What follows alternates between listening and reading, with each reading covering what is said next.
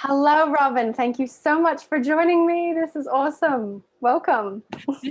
Thank you for inviting me. So for my lovely listeners and viewers, I have invited the wonderful Robyn Chuter from Empower Total Health to come and chat with us about a really common topic that comes up, I'd swear, even 3 or 4 times at least weekly, if not daily. So Robyn is highly trained in a lot of things. Robyn, forgive me if I get this incorrect, but as a lifestyle medicine practitioner, you've got a whole host of qualifications in your toolbox, if you will, from naturopathy to EFT training to counseling, health sciences, you name it. I love that. I love that you're drawing in from all these different avenues, I guess, to get the most broad-ranging perspective on things, right? Absolutely. And I think most practitioners, after doing their initial qualification, kind of realize whatever they did first, it isn't quite enough. And so I just kept on finding that. And that's why I have so many of those bits of paper on my wall up there, because there are a lot of things that where I realized, oh, that's not enough. Better do another course and pick up another skill or another perspective to help the maximum number of people in the most effective way. Awesome. And I know that you have a passion with helping kids particularly, right? Yes, because that's where it all starts in Bingo. terms of really establishing the grounding for adult health and potential. It really does start in childhood. So one of this common thing that I get questioned about and people seem to have a lot of confusion around is allergies, and particularly the difference between an allergy, an intolerance, and a sensitivity. So can you Mm. clarify that? Because that really gets people messed up a lot, I think, in terms of what's what and, you know, all that detail. Yes, you're right. It is a field that's rife in misunderstandings. And so if we start with food allergies, they are actually the rarest of all the various kinds of adverse reactions that people might have with food. And that's fortunate because they're the most serious. And so food allergies involve a pretty specific reaction by the body's immune system to the intake of particular foods. And some of the most common triggers of food allergy would be egg protein, dairy proteins. Some people have adverse reactions to peanuts, of course. That's probably one of the most famous. Seafood and shellfish are another really, really common cause of these true food allergies. And wheat and soy would be some of the other very common culprits. And so these true food allergies, again, this accounts for the minority of problems that people have with food. There are some desensitizing programs that people can go through to reduce their adverse reactions to these foods. Sometimes they do just diminish over time as the child grows up, Why do you but think not that all. is? I'm really curious about that because I've heard lots of doctors say that a child will grow out of their lactose or their milk intolerance as a baby, for example. But is that actually what's happening? Are they actually growing out of it? Like, what's the mechanism as to why that appears or is happening? Mm. I'm glad you raised the issue of lactose intolerance because, of course, that is not an allergy. So there's Yes, the allergy in terms of dairy is actually to milk protein casein, casein. right? So Okay. that's where you can see a true food allergy reaction. Um, and so in the case of lactose, that's what we call a food intolerance. And so that's our second category of adverse food reactions. And so food intolerances are basically adverse reactions to food that don't involve allergy. All right. And there's actually a bunch of reasons why people might have intolerances. Say in the case of lactose intolerance, it's because of a lack of an enzyme to break down milk sugar. Okay. And there are some other food intolerances that result from enzyme deficiency. Some people have a fructose, like a deficiency in the enzyme that breaks down fructose or fruit sugar.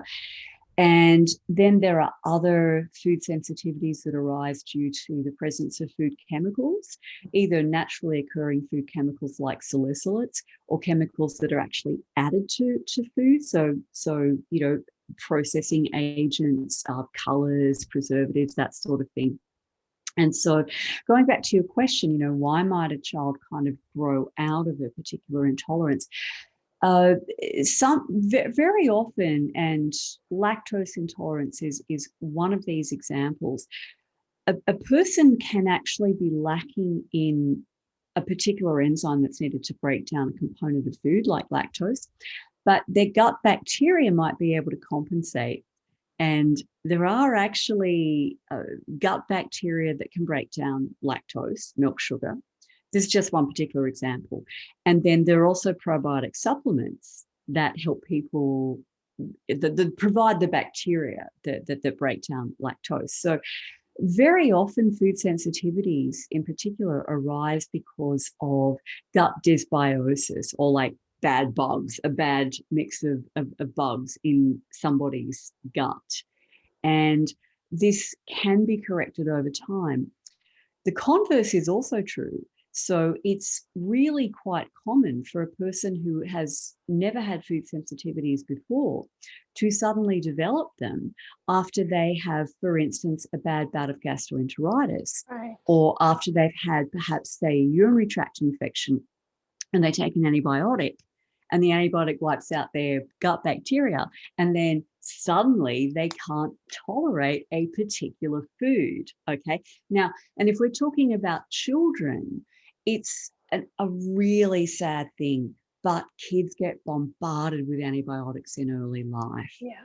And so frequently for infections that don't require antibiotics, for infections that would completely resolve without doing any harm to the child, if only parents didn't kind of freak out as soon as their kid got a temperature, rush them off to the doctor, and then have the doctor prescribe antibiotics for an ear infection or a viral tonsillitis or something like that, where, again, the kid would be just fine in a couple of days. And not only that, if it's a viral thing, antibiotics for bio, as in bacteria, don't work anyways. So yeah, okay. Absolutely. But so often parents are really frantic. They don't want to see their child suffering, and they prevail upon the doctor to write a script for antibiotics. Now, I'm not excusing doctors, because a good doctor will actually patiently and respectfully explain to the parent that, yes, this is a viral illness, your kid doesn't need antibiotics, they'll be just fine without it.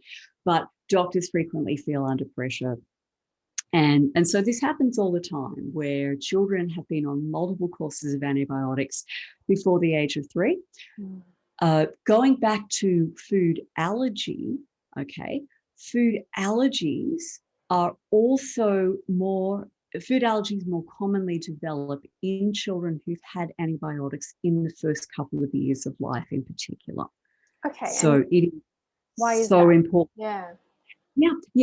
Because, so I mentioned in describing what food allergy is, that it's an inappropriate reaction by the immune system to the presence of particular food, or components of food, more strictly speaking. So what role do antibiotics play here? Well, the immune system is actually trained by gut bacteria to tolerate, to have, immune tolerance to foods, and also to bacteria and components of bacteria that normally live in the gut.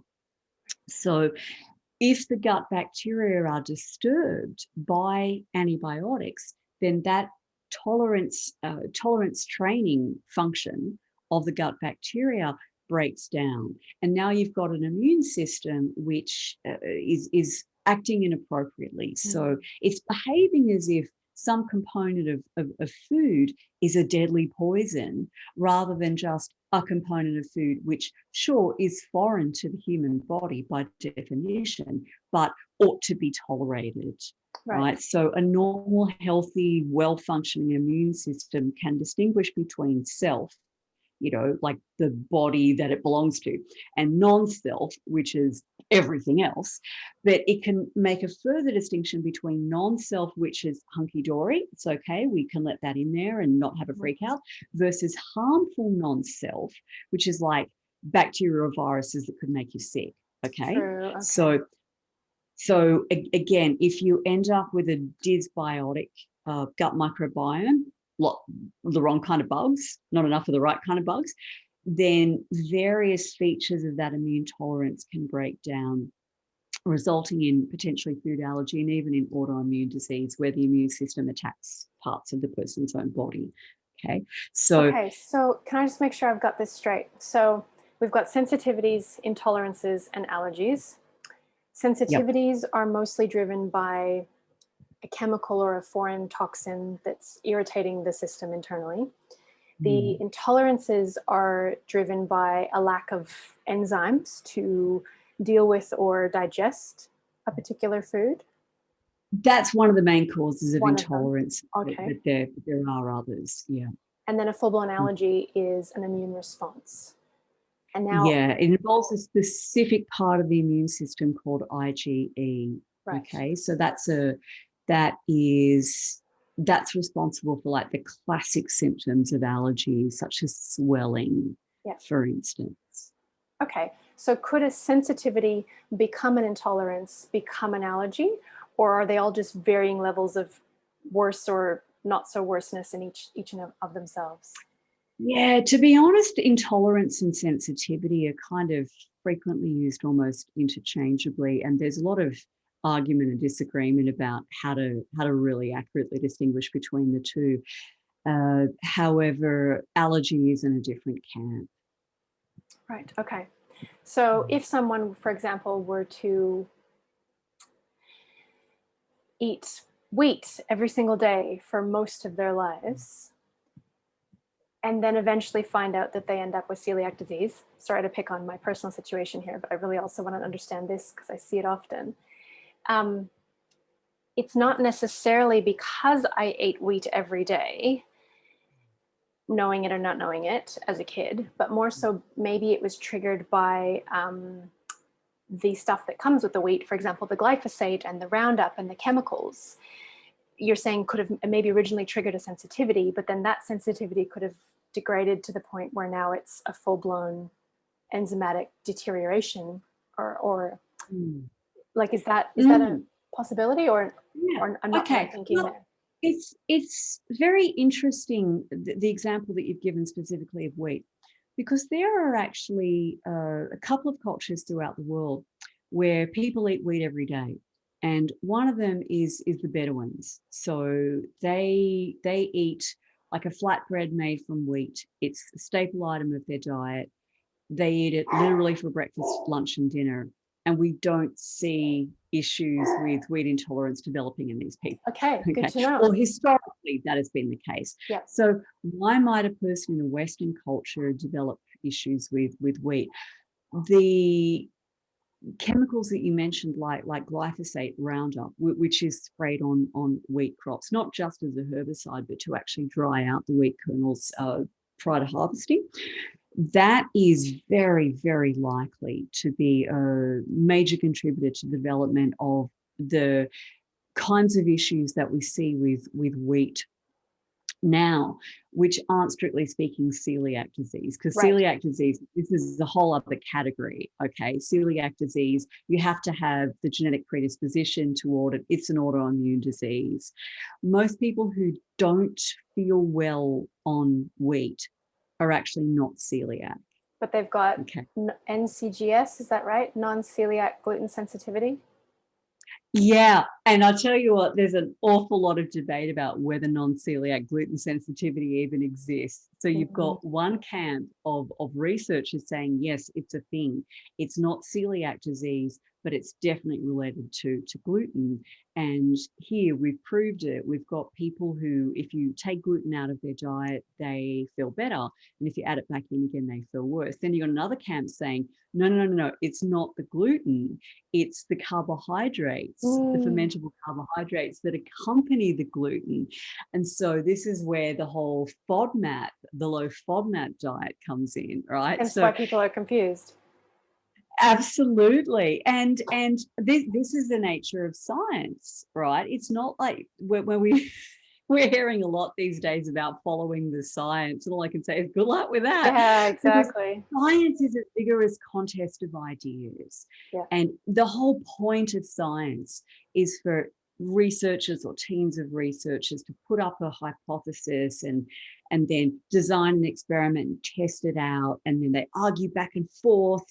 This one publishes a study and then a bunch of other people point out the flaws in that study, and so over years to decades, sometimes longer, eventually some sort of clearer picture starts to emerge, and hypotheses that don't stand up to scrutiny are discarded, and we end up with something that we think might approach the truth, maybe, but it's always open to challenge. So, and it's potentially 10 years too late. Yeah, that's exactly right. And a lot of harm might have been done in the meantime. So getting back to your personal example about wheat, why might you have developed a sensitivity to wheat, which is, because it's not true celiac disease in your case, is it? It is actually, we didn't find out. Yeah, we didn't find out till later that there is the gene involved. However, yes. Yeah, I don't want to delay on that too long. I know it's a personal example, but no. I think it's actually a really good example, and so celiac can actually develop at any point in a person's life.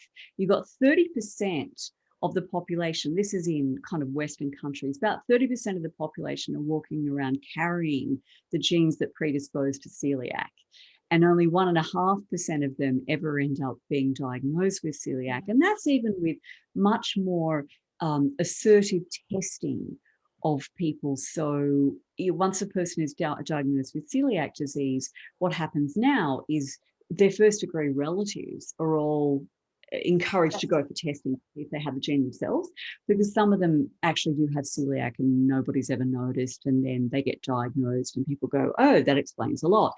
But even with this much more proactive approach to testing, we've still only got 1.5% roughly of people with celiac. So what happened to the other 28.5% that have the gene? It hasn't been triggered. Now, what commonly happens, so very, very commonly you'll hear that a person was diagnosed with celiac disease after they took antibiotics or had a bad bout of gastro. I mentioned this before in relation to food sensitivities. The same is true with celiac. But it quite often happens after a person has been ill. Suddenly they begin developing, or perhaps over time, they begin developing symptoms of celiac. So do you see that in kids? Like you said, you see that in kids as well. Maybe they're fine up into the age of 3, and then they have this fever, they take the antibiotics, for example, or they get a really bad bout of food poisoning. Could that also trigger it? Without a doubt. It's anything that disturbs the gut microbiota. Again, celiac is an autoimmune disease. It is very, very common for an autoimmune disease to begin after a person has had a gastrointestinal infection, food poisoning, barley belly, Montezuma's revenge, or has been on antibiotics because commonly people take antibiotics for a food poisoning bout, right? And then suddenly they've got rheumatoid arthritis, or they develop psoriasis or something like that. Okay, so it sounds a little bit doom and gloom, but there's definitely ways in which we can not only protect against that, but that you could repair the system, hopefully to the point where that then doesn't trigger beyond that. But I realize we're getting a little bit far away from specifically kids' allergies. Yes. And so getting back to that, there are a number of things that parents can do to reduce the risk of their child developing food allergies, sensitivities, and intolerances, right? The whole box and dice. And this goes back to, or probably goes back to pre-pregnancy, but certainly during pregnancy, it is really important for the mother to be eating a healthy diet and also consuming foods that are commonly associated with food allergy in particular, and this includes peanuts. Unless, of course, the mother is allergic to peanuts, and I'm not saying she should risk her own health, but assuming that she's not. Whereas going back, I'm thinking somewhere in the order of 5 to 10 years ago, the advice from allergists was for pregnant and breastfeeding women to avoid peanuts. that turned out to not be good advice at all.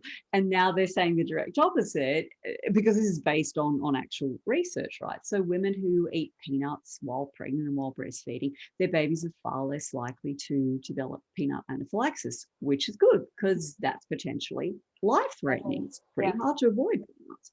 So that's where we begin. The mother should also be really, I mean, not just eating peanuts, but eating just a really, really healthy diet that is extremely rich in a wide variety of fiber and other carbohydrates found in plants that humans can't digest, but our gut bugs can.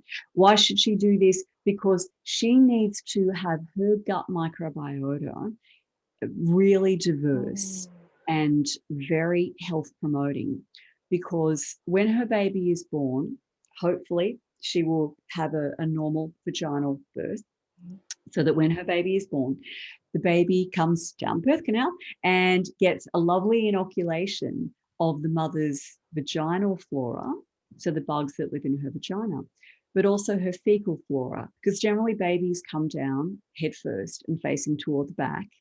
I know it sounds gross, but they also come down with their mouth open. And so they scoop up a lot of mum's vaginal flora and her fecal flora as well. And in the month or so before a woman gives birth, there are substantial changes in her vaginal microflora, such that the vaginal microflora, which is normally very, very different to the bugs that live in the gut, the vaginal microflora actually starts to resemble the gut microflora to a much greater extent.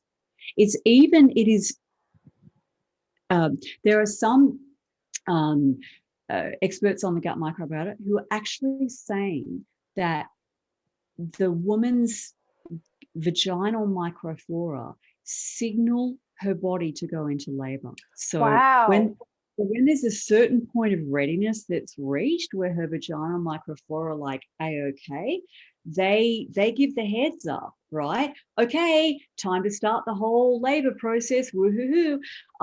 So again, that's a hypothesis. There's a lot of suggestive evidence. It's really intriguing. Okay, so bub comes down, hopefully, down the birth canal and gets a lovely dose of mum's vaginal microflora. So let's hope to heck that she hasn't taken antibiotics, that she's eating a really fiber-rich, so like a plant-based, minimally processed diet, because that starter culture is now full of healthy bugs, okay?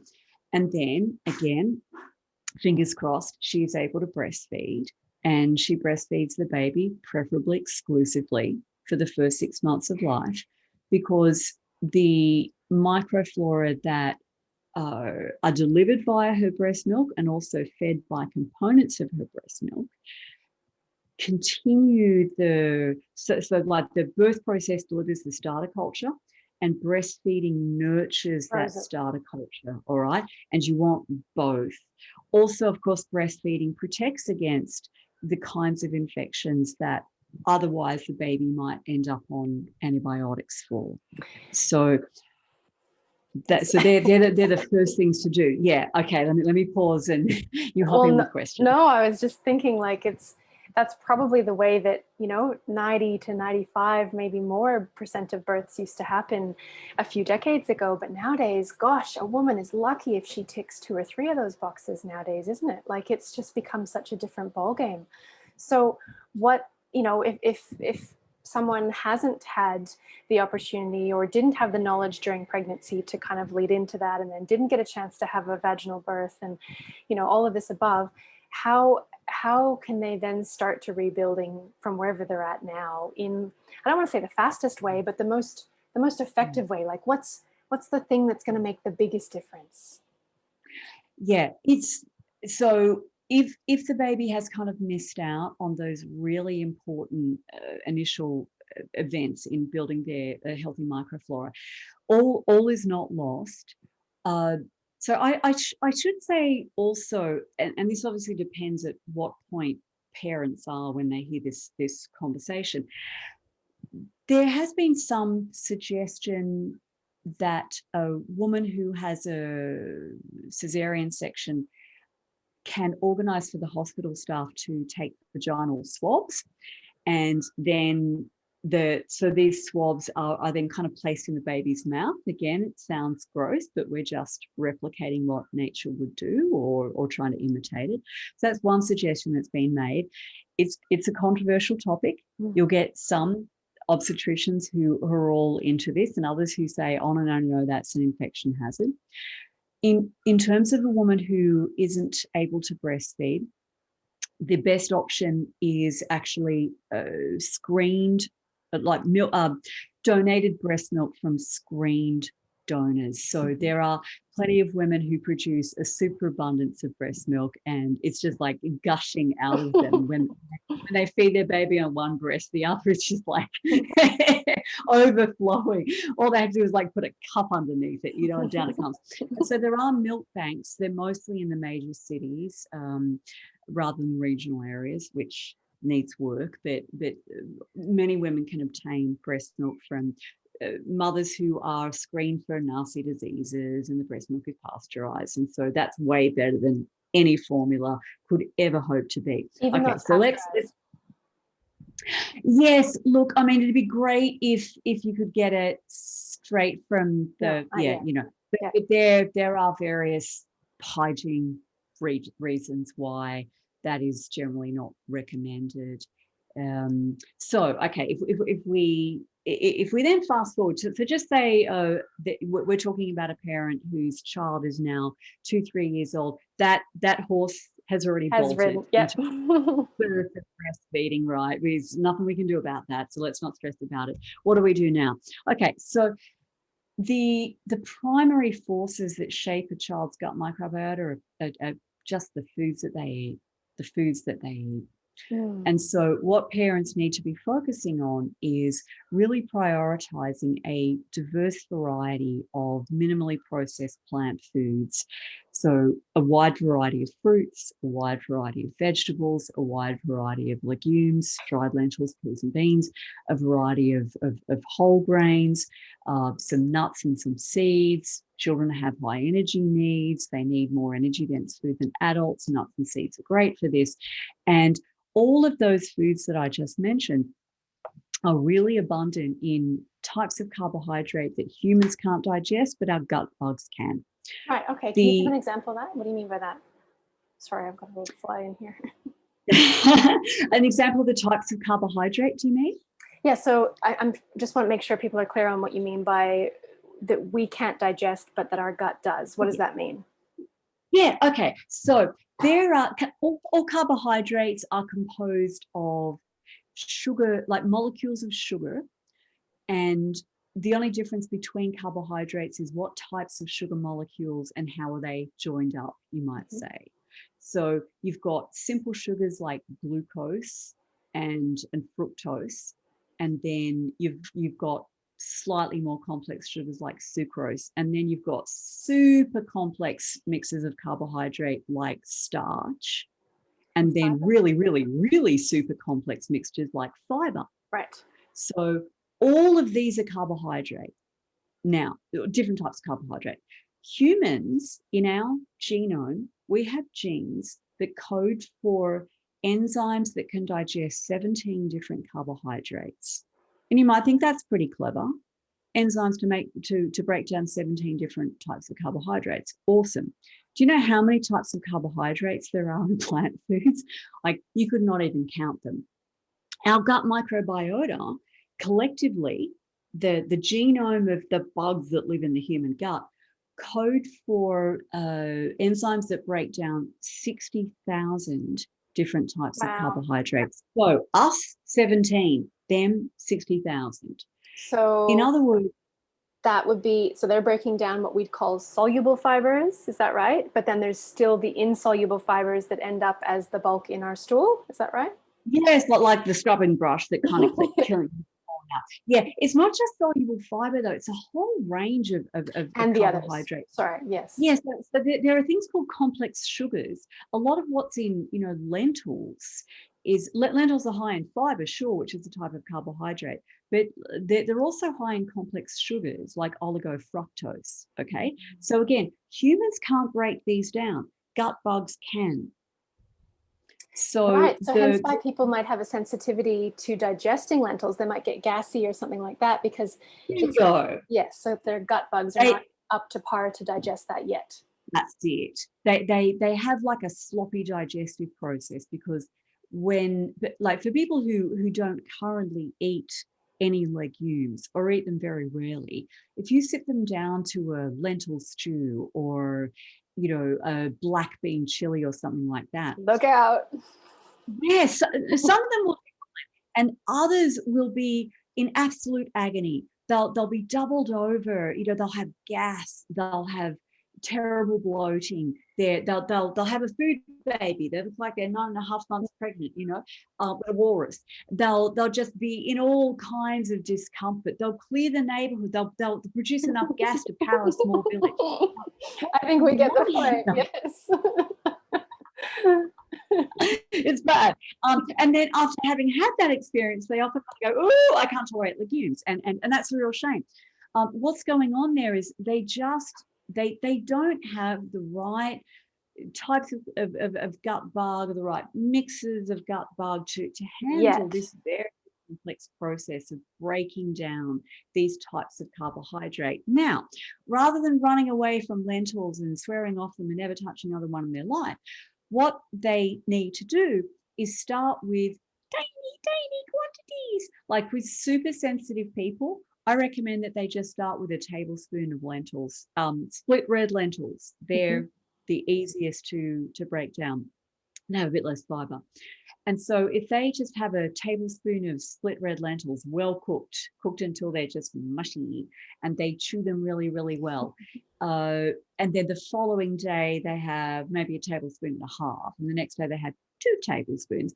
And within a week or so, they'll have actually built up populations of gut bacteria that can handle those. And then they can start moving to other types of legumes and gradually work their way up the legume tree, you might say, in terms of digestive complexity of legumes. So, and then there are some legumes. Go ahead. I was going to say. I'll just wrap up by saying there are some legumes that are easier to digest, and there are some that are super, super challenging. And things like red kidney beans and cannellini beans will often be really problematic. Sometimes even people who eat legumes regularly will struggle with some of them, but others they'll be really fine with. Okay. Yeah, I was just gonna say, like, while you're going up that legume path, as you mentioned, and strengthening your gut microbiota, you're also now building up your defenses against sensitivities and intolerances later in life. So is that right? So you're absolutely, this is how we strengthen, this is how we protect, this is how we build resilience for our futures, is actually by giving ourselves more variety of these little bit of a switch. We're back on? Okay, good. Sorry. I think our internet just went a tad wobbly. That is such an important point that you just made, because so often when people have adverse reactions to food, the first thing that they do is they exclude that food from their diet. Now, I have no problem at all with people excluding unhealthy foods from their diet, all right? So if you're talking about excluding, I don't know, donuts, I'm all for it. I will never talk anyone out of excluding donuts from their diet. Or simple sugars. Yeah. But if you're talking about excluding, apples from your diet and lentils and I don't know, artichokes and brown rice, chickpeas. Yeah, if you're talking about excluding all those healthy foods from your diet, this is a real problem. And I've seen people who are down to like 3 or 4 foods that they feel they can tolerate. And so the more healthy foods that you exclude from your diet, the more sensitivities, intolerances, whatever you want to call them, that you're going to develop, because the ability to have healthy digestion rests upon having a diverse gut microbiota. And we know from the findings of the American Gut Project, where tens of thousands of people from all over the world, not just America, have sent in samples of their fecal flora along with detailed questionnaires about their, childhood, growing up, things that happened to them in early life, and the diet that they eat, and whether they exercise or not, and whether they've had antibiotics, and blah, blah, blah, blah, blah. There is one single factor, which more than anything else predicts how healthy, how diverse a person's gut microbiota will be. And that is quite simply the number of different whole plant foods they eat in a week. Yeah, So wow. for those people who have 30 plus different whole plant foods in a week, they have the most healthy, diverse gut microbiota, 30 different plant foods. And you might think, heck, that's a lot of different plant foods. How would I ever get to that? Can you eat 5 different fruits in a week, 5 different vegetables, 5 different whole grains and legumes, 5 different nuts and seeds, 5 different herbs and spices, okay? Because pretty soon you're going to find, oh, look, I'm at 30 different foods in a week, and it really wasn't that difficult. Yeah, that's awesome. And it's not necessarily even about the quantity, as you're saying. It's actually just about keeping them fed regularly so they can multiply and become in their right level of balance, right? Correct. Yes. Awesome. Yes. So, okay, so we've explored how we can strengthen the gut pretty quickly. Turn that around pretty quickly is just by feeding that gut microbiome with these plant-based carbohydrates. And I suppose that opens up a whole new can of worms for people that are or have been led to believe that a high-fat, low-carb, if not no-carb diet is the way to go, which is probably a whole other topic for a whole other interview. But I'm guessing from what I've heard from you already is that people really need to understand the difference in carbs. And when somebody's saying don't eat carbs, what they should be saying is don't eat processed, simple carbs that are devoid of much else. Is that right? Can you just clarify that? Because I know so many people are right now scared of carbs. Absolutely. You've hit on such an important point. And it's kind of a shame that we even talk about carbohydrates or carbs, because much more so than fats and proteins, we're talking about an incredibly diverse collection of food components, where the only thing that they have in common is, yes, they're comprised of these individual simple sugars, but like I said before, the way these simple sugars are sort of chemically connected to each other is critically important in terms of whether this food is a healthy food that contributes to your overall well-being and longevity and disease prevention, whatever the heck else, versus whether this food is god awful for you and will destroy your physical and mental health and probably land you in an early grave. So in other words, there is a world of difference between a lollipop and a lentil, a fact that should be screamingly obvious, and yet has really been obscured by people, some of whose motives are probably good and some of whose motives are definitely not good. So what do we need to avoid? Absolutely, we need to avoid white stuff, right? We need to avoid the white sugar and the white flour and the various, we shouldn't really call them food. I'll stick with Michael Pollan's description of them as edible food-like substances. We should avoid the edible food-like substances that are basically concoctions of white stuff with oil. Okay? Like as in most things found in the bakery. Yeah. I like the center aisles of the supermarket. Not that everything in the center aisles of the supermarket is bad for you. I mean, you can buy brown rice and lentils there, right? But I'm talking about stuff that comes in boxes and bags and has like multiple ingredients. That's what you need to stay away from. But that does not mean that lentils and chickpeas and brown rice and fruit. Yeah. Oh, the number of people I see who are avoiding fruit because it's full of sugar. It just drives me completely bonkers when people are avoiding fruit because of this crazy idea that the sugar in fruit is bad for us, which it's so sad that people are avoiding a food group which is definitively linked to a lower risk of becoming overweight, a much lower risk of developing type 2 diabetes, a lower risk of developing a whole host of cancers, they're avoiding it because it has some naturally occurring sugars. Whoa, this is really, really sad. And it's also potentially risky too, isn't it? Because fruit contains things that you can't get from any other food group. So if you are lacking something like that over and above the carbohydrate discussion, am I correct in saying that you're opening yourself up to a whole host of other issues in the future? Totally. I mean, fruits, obviously the nutritional components of fruits vary enormously depending on whether we're talking about blackberries or apples or bananas. But fruits are incredibly rich in vitamins, in particular water-soluble vitamins.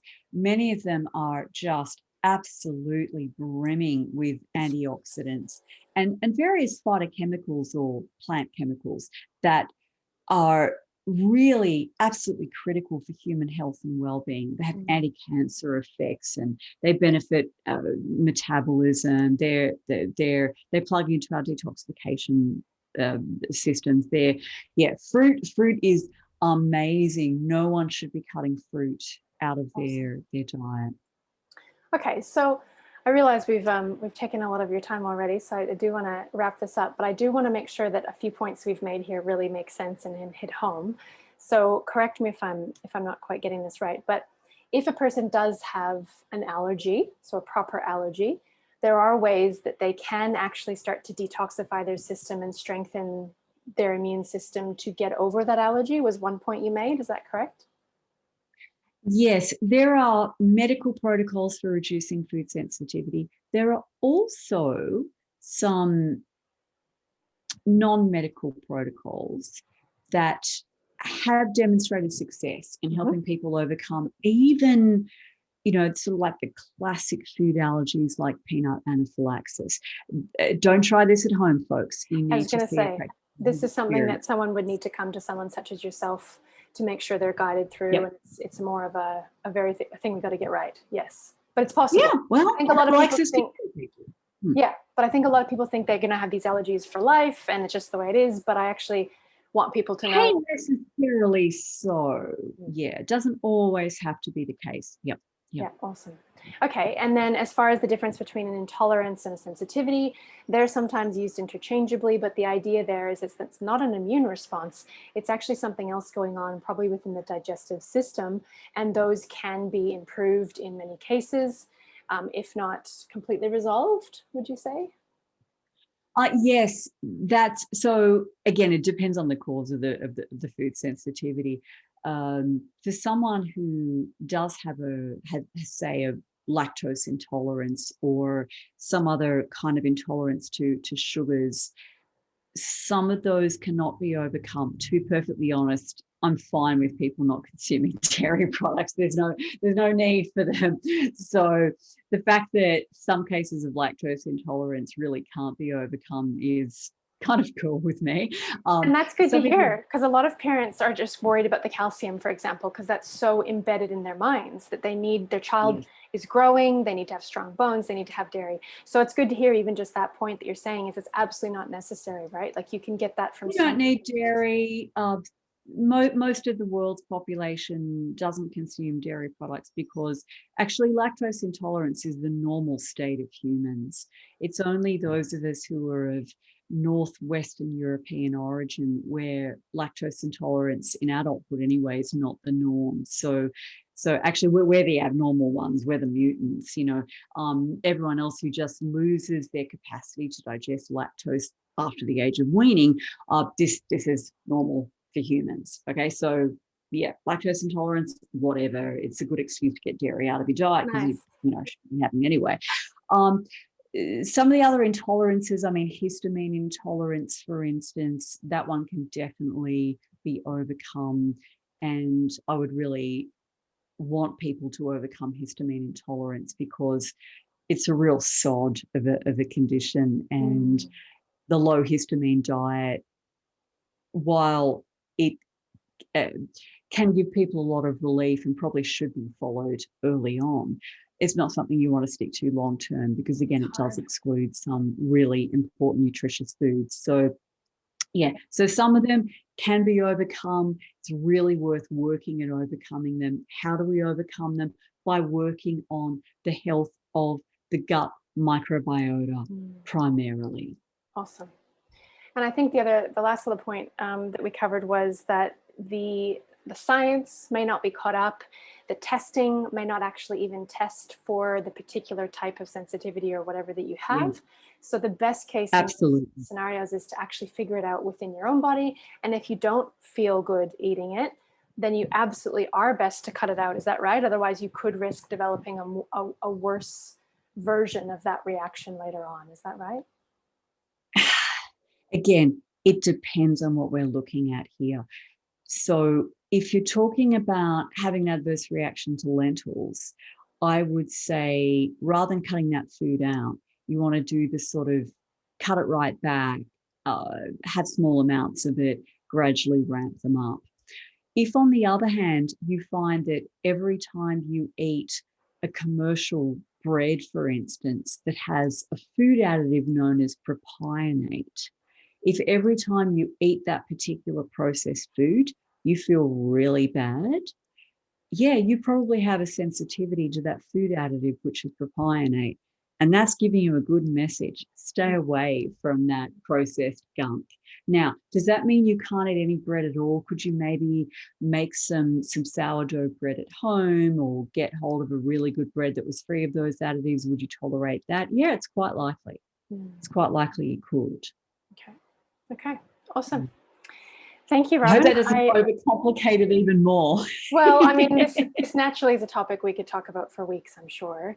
And it is something that, if a parent does have a child with, at this stage, if they already know there's an intolerance, then it's already kind of an issue that they'll probably be best to deal with someone such as yourself, who understands food in a much bigger, better way, because the medical industry is not taught food, right? So that's out of their scope.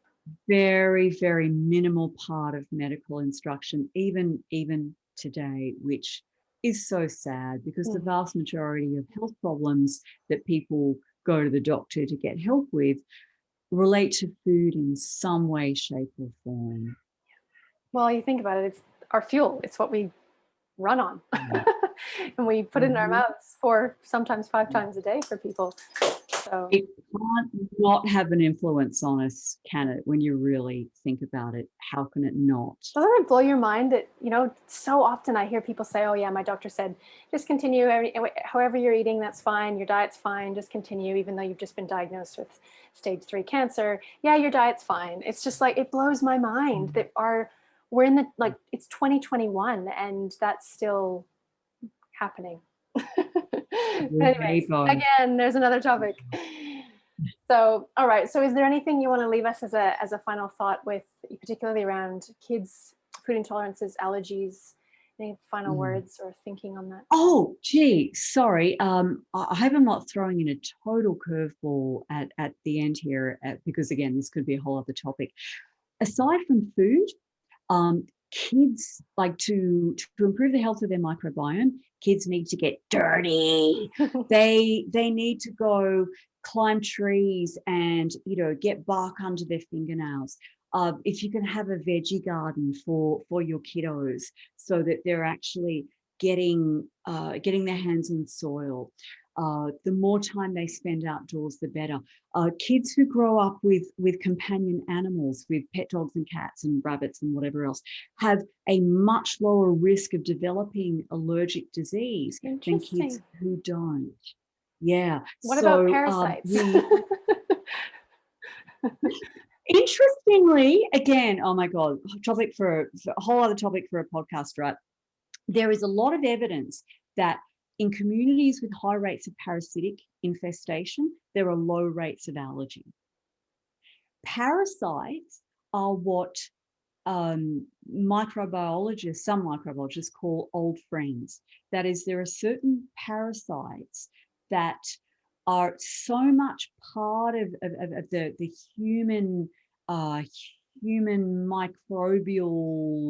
or microscopic life interaction, you might say, that our immune systems are actually dependent on coming into contact with these parasites in order to develop normally. And the eradication of parasitic disease is, as I say, associated with an increase in allergic disease. Now, there are parasites like Giardia, like that's a different category. Okay, they're just dead nasty. You really don't want to have Giardia in your water supply. But there are other parasites that are actually increasingly being considered as commensals. They're just part of the sort of swamp that lives down there. and we just shouldn't be trying to eradicate parasites at all costs, just like we shouldn't be pino cleaning everything that our kids touch.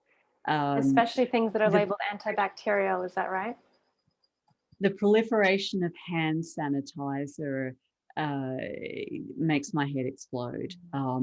We really need contact with bugs, lots of bugs. That's bugs from other people, bugs from the soil, bugs from, about dogs and cats. Yeah, we need bugs. The greater the diversity of bugs that are on us and that we inhale and we eat, because foods have a microbiome as well. Apples and carrots and broccoli all have a different microbiome. Okay, they've got bacterial communities that live on them and even in them. And it all contributes to this universe inside of us, right? Wow. So we just got to stop stressing about bugs. We really do. Yeah, bugs are us. And instead build the ability to use that, build the strength. Yeah. Exactly. Awesome. Exactly. Wow. Thank you, Robyn, for blowing our minds yet again. This is awesome. I feel like we've already listed My pleasure. 3 more talks we need to have. But yes, awesome. I'm up for it. Let's do it. Well, thank you so much. And I will post all of your details. Do you want to share your website and some details with people here so we can cover that in case they want to get in touch and where you're located? People want to connect with me. Yeah, people want to connect with me. The best way is just to go to my website. It is empowertotalhealth.com.au. I have a free weekly newsletter, so you can get on my mailing list. Doesn't cost you a cent. I send out articles every week. I send out recipes. I have, in addition to working with clients one-on-one, I also have a membership program. We do monthly Q&As. We do monthly deep dives on sort of topics of health interest. I'm on the usual socials. I'm on Facebook. I don't really post on Instagram a lot. If you hop on my Instagram profile, you'll just see a lot of photos of my dog and trees. Trees that I see while walking my dog. So Facebook. I have a YouTube channel. I don't post all that regularly. So just awesome. Come visit my website. Sounds good. Thank you, Robyn. I really appreciate your time. And I'm sure we'll be seeing you again very soon. Looking forward to it. Thank you.